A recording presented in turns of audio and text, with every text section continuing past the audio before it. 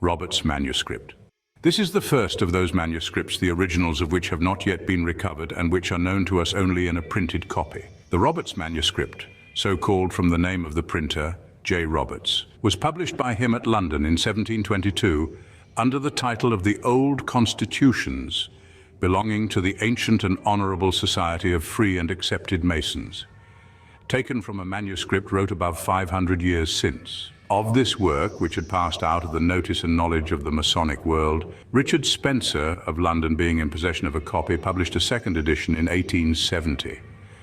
On a collation of this work with the Harleian manuscript, it is evident that either both were derived from one and the same older manuscript, or that one of them has been copied from the other, although if this be the case, there has been much carelessness on the part of the transcriber. If the one was transcribed from the other, there is internal evidence that the Harleian is the older exemplar. The statement on the title page of Roberts' book, that it was taken from a manuscript wrote over 500 years since, is contradicted by the simple fact that, like the Harleian manuscript, it contains the regulations adopted at the General Assembly held in 1663.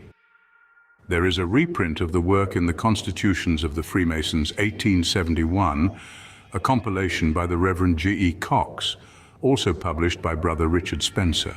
The Spencer sale in 1875 resulted in the Grand Lodge of Iowa acquiring the printed version, of which there was then known to be but the one specimen. Since then, another copy has appeared, which, passing through the hands of Messrs. Fletcher of Bayswater, England, is now privately owned. An excellent reprint was published by courtesy of the Grand Lodge of Iowa in 1917 at Anamosa, Iowa, then the headquarters of the National Masonic Research Society, and having a foreword by Brother J.F. Newton.